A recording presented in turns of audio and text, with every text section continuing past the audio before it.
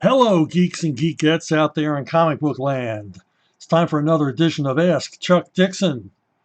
This is where you ask me questions about what it is that I do for a living. And what I do for a living is I write comic books.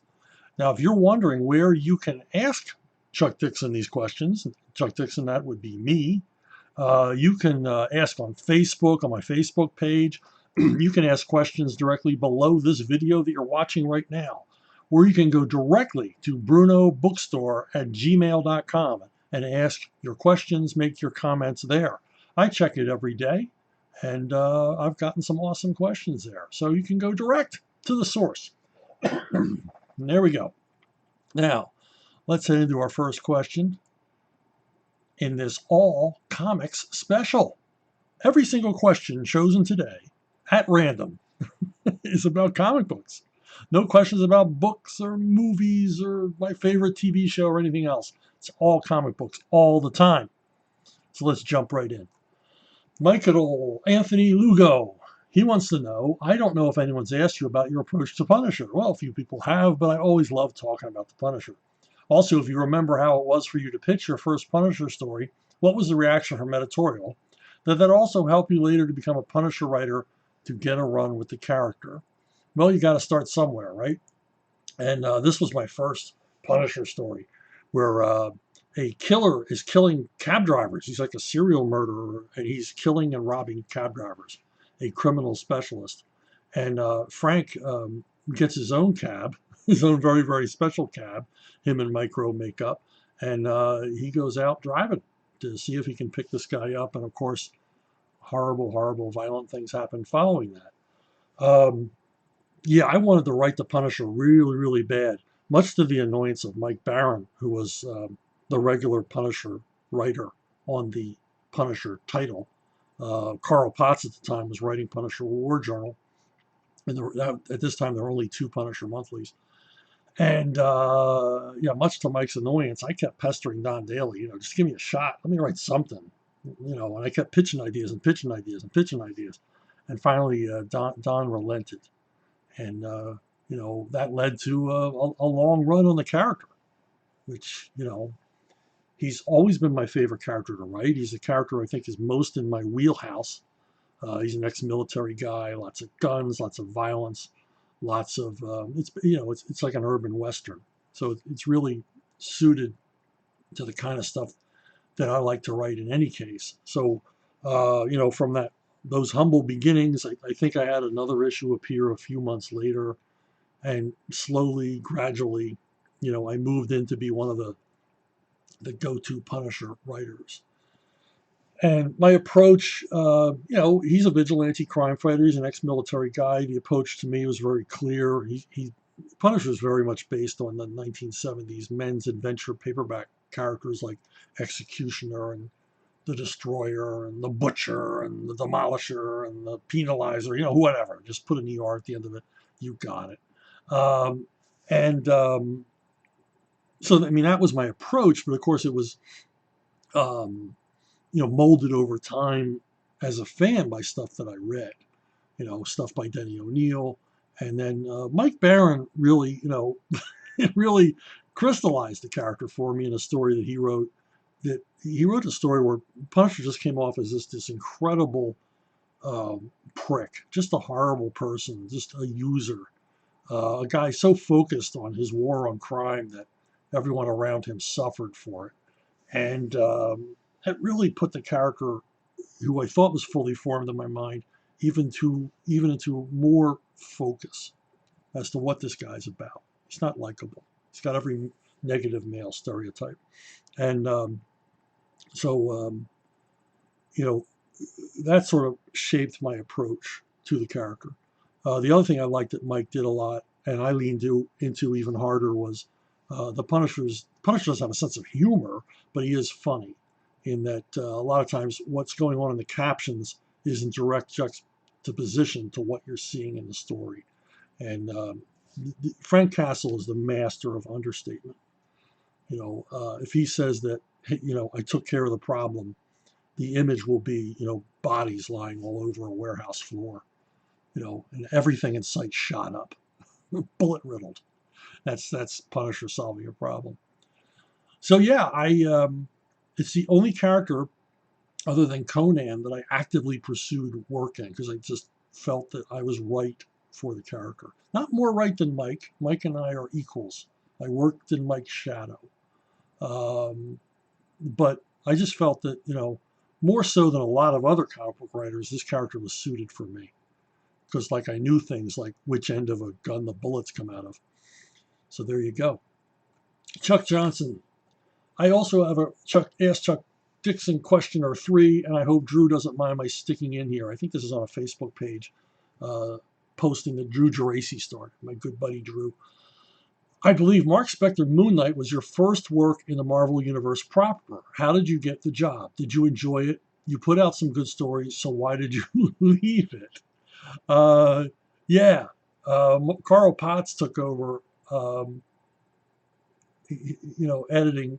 Well, not he took over Moon Knight as a character and launched a new monthly, Mark Spector Moon Knight. And my marching orders were that we were going to leave behind um, Mark Spector's multiple personality issues, in which he had three secret identities, three sharply distinctive secret identities, um, because he was schizophrenic or something.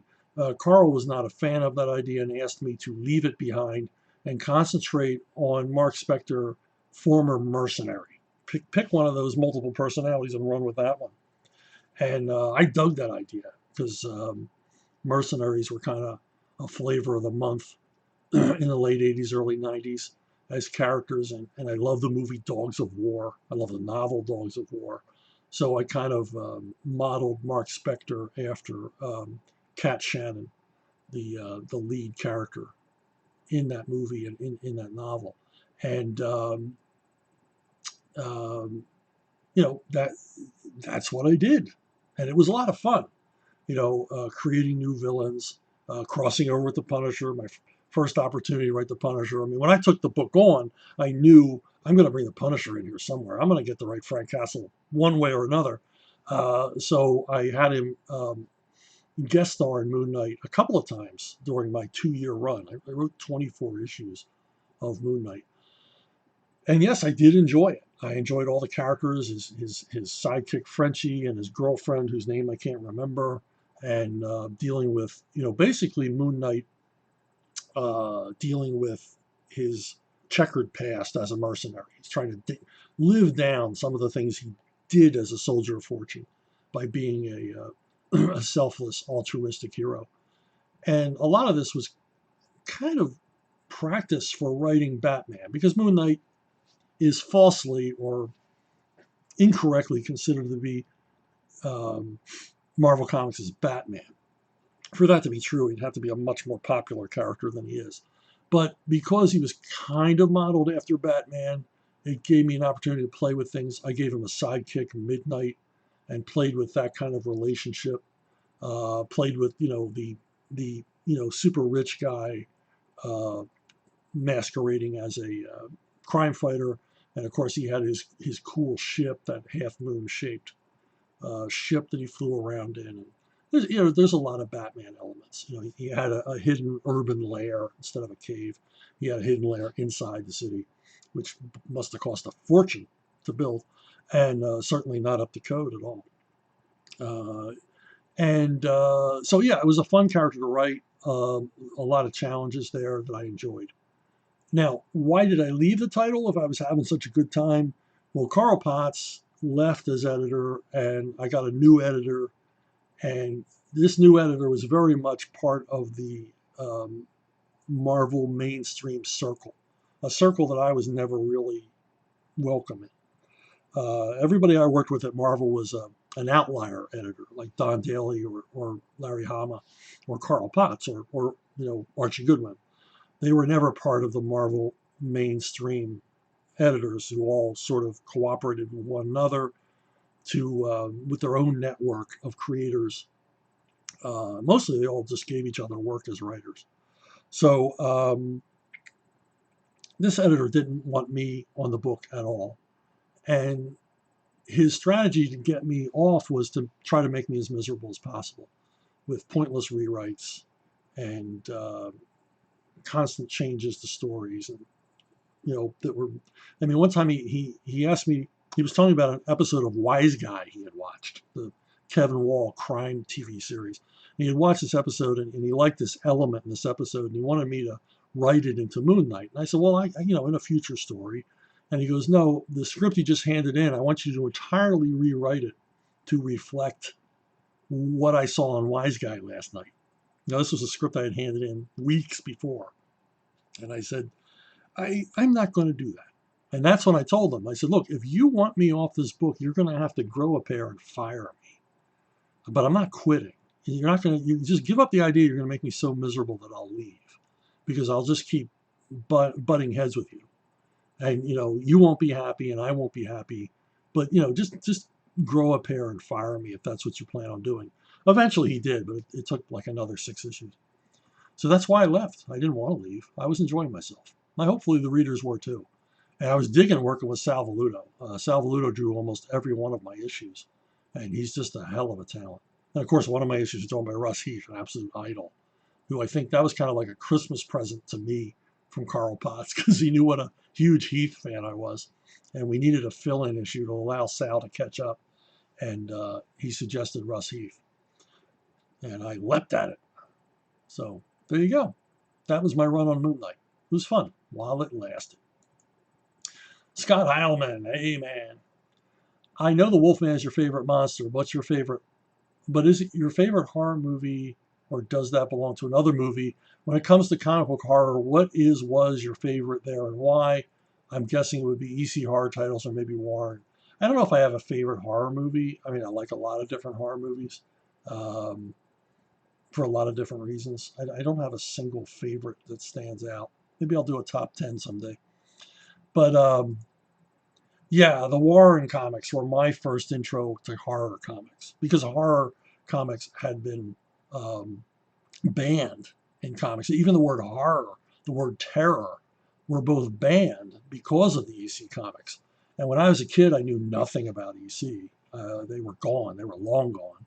And no one talked about them. I mean, they had Senate hearings over them, but they were buried by history. But yeah, these comics, these magazines really caught my eye. And I was still just a kid, and probably actually a little too young to be reading these books. But my mom gave in because I just dug comics so much, and I really dug these comics. And, for many, many reasons, mostly was the interior art and also stories by Archie Goodwin. Archie Goodwin was a writer I'd never heard of, was not familiar with. But he's the first writer I really paid attention to in comics, because so many of these stories that I liked were written by him. I love this stuff. And it was like, wow, every story that I really dug, this guy wrote. And of course, the greatest talents in comics at the time worked on these. Johnny Craig, Wally Wood, Steve Ditko, doing some of the best work of their career. Gene Colan, who I never really paid much attention to as an artist when he was at Marvel or DC, really shone in these books. Alex Toth, another one, just went by. And I love the stories. I didn't realize they were, basically Archie was channeling the old DC comics. I didn't know. They're 8-page horror stories, all with a twist ending, a surprise ending. And, how did I know? But, I, loyally bought them every month, sought them out. And to tell you how young I was, to convince my mother to let me buy them, because she wasn't real sure I should be reading them, I allowed her to donate all of my little golden books to the children's hospital. And that was the deal. If I can buy Creepy and Eerie, yeah, you can donate my little golden books. And that was the deal I made. And of course, years later, I found out about EC Comics. My first comic book conventions I went to, a lot of these comic fans at the time, older fans, still fondly remembered all the EC horror books. And of course, in later years, I would discover them and read all of them eventually. Tales from the Crypt and Vault of Horror and Haunt of Fear, along with, their war and adventure and crime titles. It was all, great stuff, and by a lot of the same artists who I loved working at Warren. So I'm pretty much a traditionalist here. I loved Warren horror comics. I love DC horror comics. Vertigo came a little too late for me. I'm not the audience for Vertigo comics whatsoever. So, and then most of other comic book companies' horror comics are kind of tepid in comparison to what Warren and EC put out. Kenzie Sillett. I hope I'm pronouncing Sillett right. Or Sillett. I don't know. Anyway, I read in an interview that Tim Drake is of Jewish descent. I'm just curious if you saw him and wrote him that way. Well, I'm curious where you read that. Because I don't think that it was ever explicitly referred to what Tim Drake's religious upbringing was. But surprisingly, I did write Tim Drake as Jewish. Him and his mom and his dad as Jewish. I did. I don't know if other writers did this. And this wasn't informed by what the other writers did.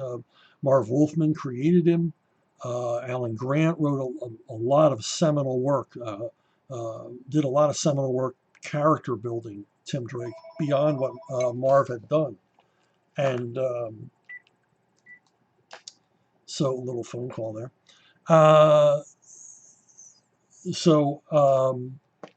Anyway, so when I took on the character, one of my main editors on the title was Jordan Gorfinkel. And Jordan, at one point, we were talking about faith in comics. You know, what characters believe this and what characters believe that. What characters were atheists, what were agnostics, who was a Protestant, who was a Catholic, that kind of thing. Kind of stuff, that silly stuff that comics pros talk about after hours. And Jordan expressed a disappointment in whenever a character's faith was mentioned, because he said, I could read Spider-Man or I could read The Flash or whatever, and he says, as a guy raised Jewish, raised in the Judaic faith, and a practicing Jew, very serious about his religion.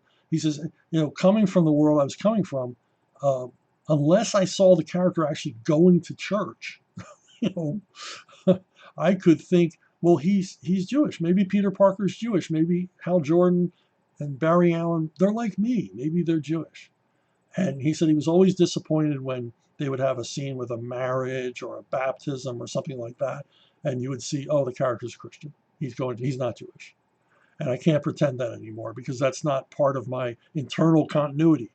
You're a fan, I'm a fan. We all have our own continuity. We all have what we choose to believe and what we choose to reject about a character. And for Jordan, he when he was a kid, he thought it was sad to find out, that Archie Andrews, was Methodist or whatever. And I thought about that when he said it. And I thought, and it made me think about how readers project themselves on these characters, because we meet these characters when we're children, and children tend to project on the things that they like, and identify, deeply relate with them emotionally, with these characters. I've done it, you've done it, we've all done it. If we're into comics, we project on the characters. And I thought, well, you know what? I'm just starting out with Tim Drake. Nothing really is established about his private life. We know about his character, his motivations. All these are established going in when I arrived at the character. And I thought, I'm never going to mention his faith. I'm going to make a point of never mentioning Tim Drake's faith. And in that way, anybody could pretend that he was anything. A Mormon reader could pretend he was Mormon. A Calvinist could pretend he was a Calvinist. An agnostic could think he was agnostic. It's just, let the readers project themselves on Tim Drake and not interfere with that. But in the back of my mind was Jordan with the Jewish superhero. This kind of takes us back to Moon Knight. He's also one of the few Jewish superheroes. I mean, Mark Spector is a Jew. I had another video, I think I talked about that, and how much pushback I got from Marvel whenever I would bring up the fact that he was a Jew. Make use of his background, his upbringing. Anyway, so in the back of my mind, as I'm writing Tim Drake, I begin to think of him as a Jewish kid. And I grew up with Jewish kids, and I knew what their family life was like and what their attitudes were like. Yeah, they were kids like everybody else, but when you're brought up a certain way, there's certain ways you have of looking at things, and I kind of applied that to Tim, you know, not really meaning to. It was just sort of a subconscious thing on my part that I just, in the back of my mind, thought Tim Drake and his dad and his mom and all of his relations were Jews, and it informed my writing. So I don't think it's ever been. I don't think anybody's ever said that. I don't think anybody's ever intended that. But that's the way I wrote it. So I'm real curious as to where, Kenzie, you might have heard this, or if it's just something you thought you heard, or maybe in an interview I made some, reference to what I just talked about. But there you go. There's sort of your answer. Yes, I think of Tim Drake as Jewish. You're welcome to think of him as anything you like. Okay, Dan Donovan. About 15 years ago, you wrote a Claw the Unconquered miniseries with art by Andy Smith. It ended seemingly on a cliffhanger with the hero enslaved and the world conquered by demons. Was this planned as part one of a trilogy that DC Wildstorm never followed through on? Or was it always planned to end on such a down note as a way of upending the reader's expectations? Also, an ironic twist on the hero's sobriquet. For those of you who don't know, Claw the Unconquered was a effort from DC in the 70s to do a line of adventure comics, non-superhero comics based on, sword and sorcery for the most part. And it failed, but, it ran for a while. And, his gimmick was he had lost a hand and one of his hands was a claw. And obviously a Conan knockoff from beginning to end. Even some guys who worked on Conan at Marvel came over to work on Claw. Not a terrific character, not a wonderful character, and if I remember from reading him, he was kind of a mean guy. He was meaner than Conan. Conan knew how to have a good time now and then, but Claw did not. not not a guy you'd want to spend a lot of time with. But yeah, I wrote a mini series for Wildstorm with the idea in mind, of course, that if it sold well, we would continue. In my stories, I leaned hard into a Lovecraftian universe. A Claw lived in a world that had once belonged to a race of elder gods. And by the end of the miniseries, Claw was defeated. And yeah, it was kind of a play on Claw the Unconquered.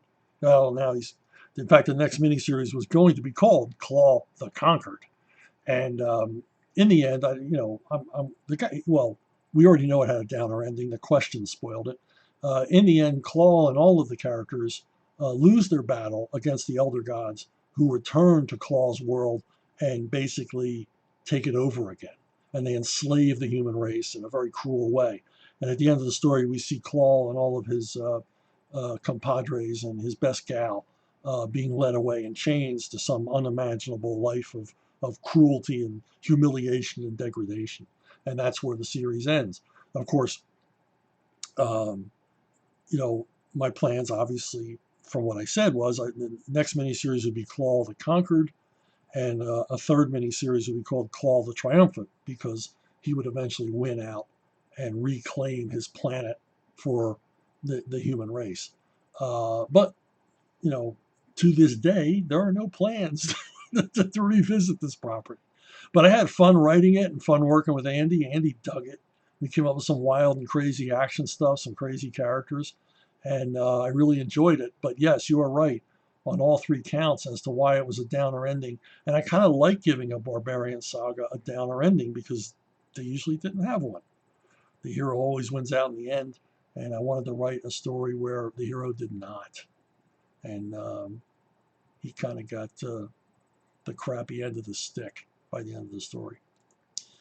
Kenny Todd, my old boss from the Navy, loves the Green Hornet. I always try to pick up random issues of the old Now Comics version. I was looking through some of them to pack up to send to him and saw that you had written some of them. I never knew that. I would like to ask how it came about and how come it didn't last longer. Well, for those of you not familiar with the Green Hornet, he was a radio character. He's very popular on the radio. And he went on, of course, to be in comic books and serials, popular. I don't know if they did one or two, but he was on the air, he was in print, he was in the movies all at the same time. Very popular character, and of course, eventually a television show that was created to try to make hay of the success of the Batman television series. Although Green Hornet was played much um, more straight than Batman, less campy, more classic serial kind of entertainment. The gimmick of the Green Hornet is he's Britt Reed, a millionaire newspaper publisher uh, in a city that looks a whole lot like Chicago, and he masquerades at night as the Green Hornet, and he has this gun that knocks people unconscious with its sting, and all that kind of stuff. And he's got his faithful houseboy assistant Kato, who is a martial arts expert in the television version. I'm certain he was in earlier versions. He was supposed to be Japanese. When the World War II began, he became Filipino. But through all of that, I think he was a jiu-jitsu expert. And of course, in the television series, he's played by Bruce Lee. And I watched the TV series mostly for Bruce Lee. I thought Bruce Lee was like the coolest guy on the planet. I wanted shoes like Bruce Lee. I remember trying to talk my mother into buying those roach kicker black patent leather loafers that Kato wore. And of course, wisely, she said, no, you're, a big, clumsy oaf of a kid, and you just trip over anything with a toe that sharp. So she was correct. But in any case, the gimmick of the Green Hornet is that he is an outlaw. He is perceived by the criminals and the police to be a criminal. So it makes for, it could make, it didn't often make, for very interesting stories where this guy sort of treads the line between law and disorder. And he's perceived by both criminals and police to be, a bit of a badass and, a free operator. But this allowed him the Green Hornet, to have his crusade against crime from within the gangs.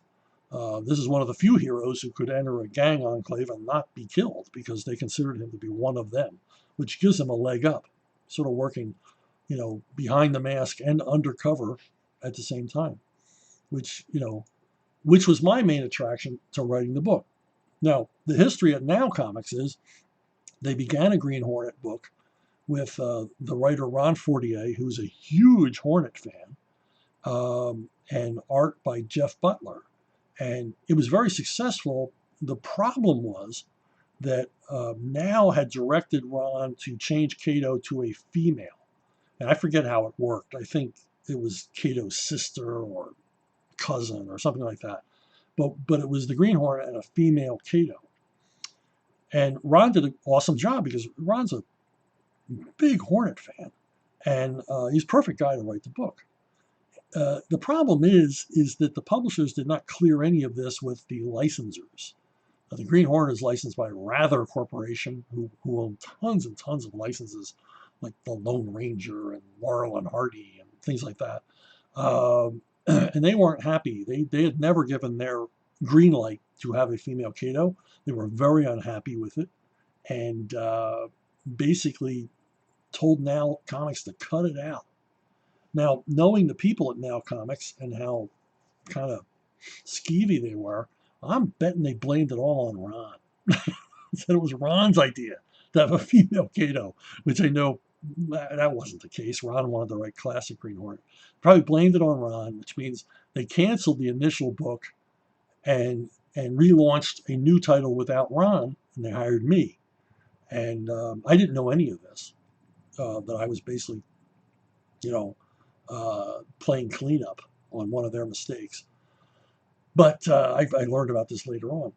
But anyway, I enjoyed it. I wrote it for about 10 issues. It was fun. Again, like Moon Knight, it was kind of practice for writing Batman. It was a rich guy with a souped up car and a young sidekick, fighting crime in the big city.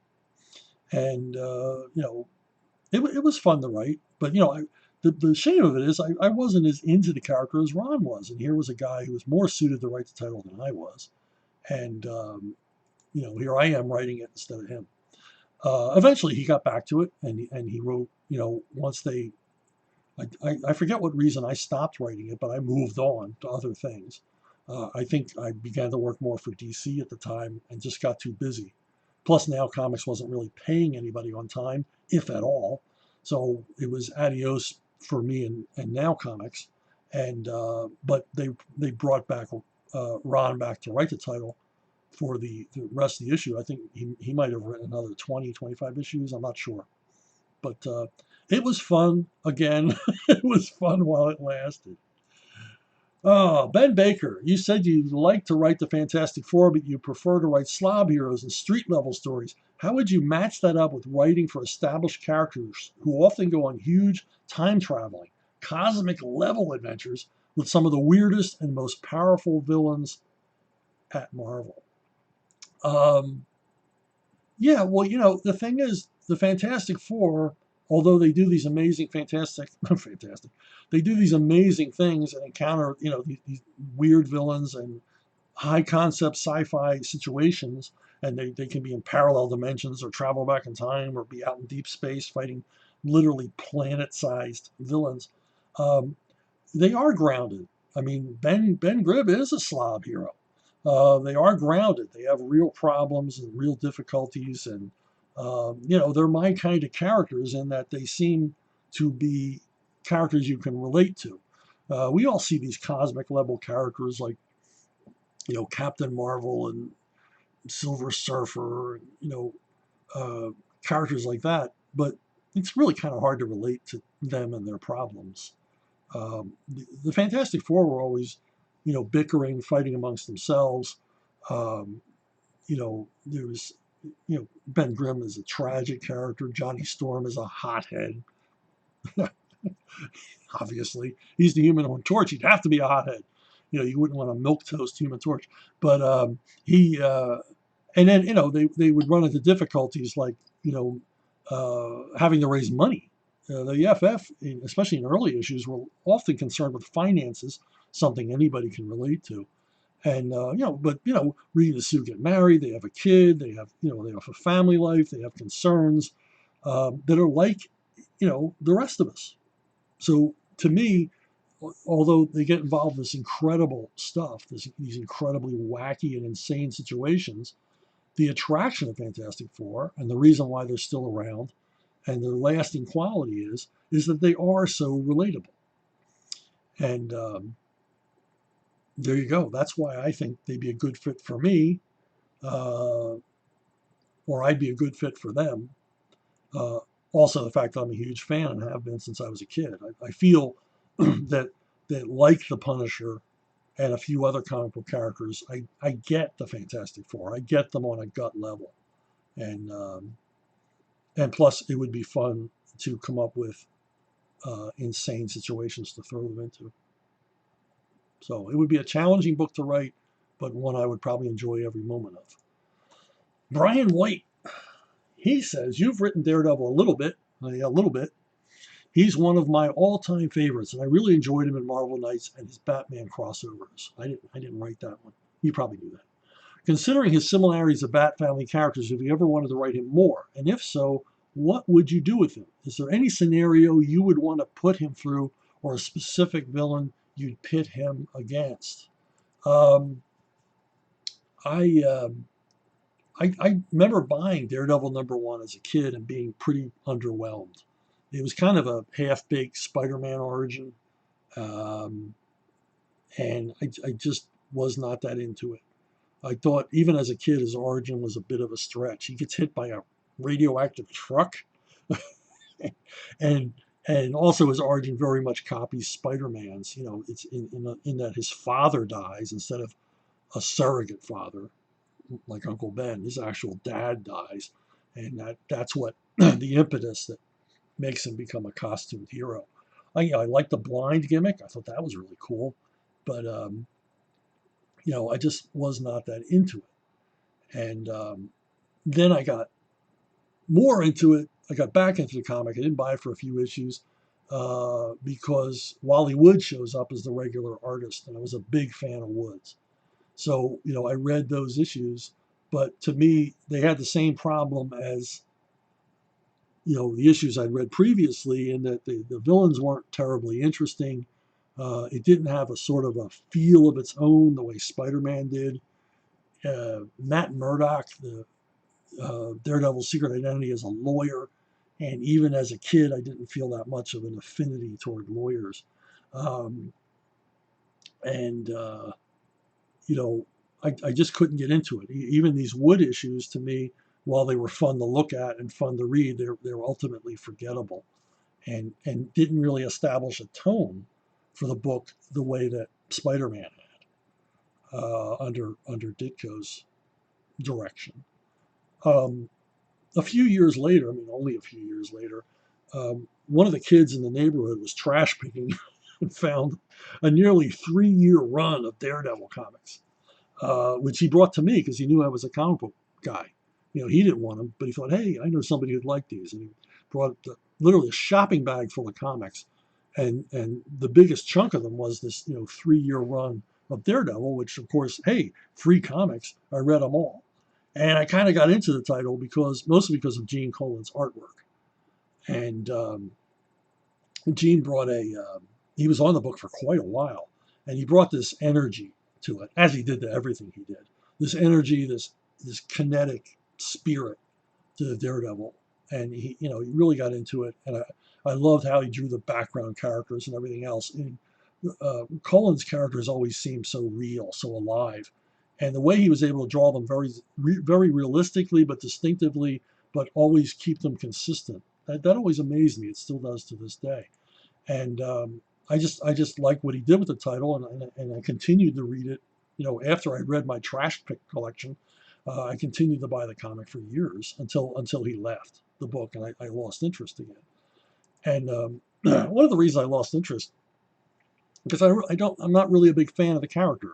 Um, Matt Murdock is kind of a sad sack, which is why I think Stan Lee introduced his quote unquote twin brother, Mike Murdock, who was actually Matt Murdock in disguise as his own twin brother. One of the crazier ideas that Lee came up with. But when I was a kid, I thought it was kind of like so crazy, it was cool. And so Matt Murdock would put on this different kind of look, and he'd put on these wraparound sunglasses and this, sort of hipster fedora, and louder clothes, and just act more brash. And somehow his jaw got wider when he was Mike Murdock. So, and Lee created this character, I think, mostly to lighten the book up, because Matt Murdock, the lawyer, was just so earnest and serious all the time. And he's a blind guy. You're naturally going to feel sorry for this guy. So he was becoming sort of a sad sack in this book. And I think that Lee brought in swinging Mike Murdock as a way of lightening the book up a little bit. And it was kind of clever because what happened was Karen Page and Foggy Nelson, the supporting characters in the book, began to suspect that maybe Matt was Daredevil. And so Matt creates a twin brother who's obviously Daredevil to sort of mislead his friends. Eventually, Mike Murdock dies, quote unquote, dies in the book, which was interesting. I think Lee just got tired of writing him. But the worst aspect of Mike Murdock, swinging Mike Murdock, was that it allowed Stan to fully indulge hipsterism. This sort of lounge lizard character, tossing off one-liners. And so I think every reader was glad ultimately when Mike Murdock went away. But the book returned to Daredevil kind of being a sad guy. And of course, by the time the Frank Miller run comes along, Roger McKenzie took over writing the book and was making, doing yeoman work trying to get the title to become popular again, and creating more of a cohesive world for it. And during his run, they brought Frank Miller on as artist, and then Miller eventually eclipsed McKenzie and became the sole creator of the book was writing and drawing the book as it faced cancellation. And the legend has it that these efforts kept the book from being axed. And of course, it continued on to be quite popular with fans. But Miller leaned into sad Daredevil. You Daredevil, both as Daredevil and Matt Murdock, featuring one tragedy, one setback, one disappointment after another. Eventually Miller would do an arc, very famous arc in which Daredevil is basically reduced to nothing. He's just broken. He's a shattered shell of a man, and I think that's where writers following this, kept on going, kept doing, sad Daredevil all the time, luckless, a luckless schmo, and so those are the aspects I didn't like about the character. So I didn't really like the character at all when I started writing the Marvel Knights series. Um, and my biggest kick was writing him juxtaposed with the Punisher, because I really liked Frank Castle. I thought Frank Castle had a great worldview, and I loved writing scenes in which Frank Castle twitted Daredevil, sort of poked fun at him and criticized him, because this is one of the few times where a character was speaking for me. I usually don't insert myself in the stories, but every time that Frank Castle met Daredevil, Castle's, in his own voice, was expressing my opinion of Daredevil as a character. And if you like Daredevil and you like sad Daredevil, fine. God bless you. I mean, that's good. I mean, it's just not my kind of character, and it's not the kind of character I necessarily want to write. I certainly wouldn't want to write him for any extended period of time. It would probably depress the hell out of me. So that's it for this week of Ask Chuck Dixon. Hey, why don't you like this video if you liked it? If you didn't like it, keep it to yourself. Who cares? Go complain to somebody else. But if you liked it, let people know, because that helps this channel stay alive. It ensures there will be more Ask Chuck Dixon episodes, because the more likes I get, the more people see these videos, the more they get added to people's watch lists and things like that. So it doesn't cost you a penny. Just hit that old like button, give me an attaboy, and I'll keep on doing these. So there you go. That's it. Send in more questions. I'll answer them all. And I will see you down the road.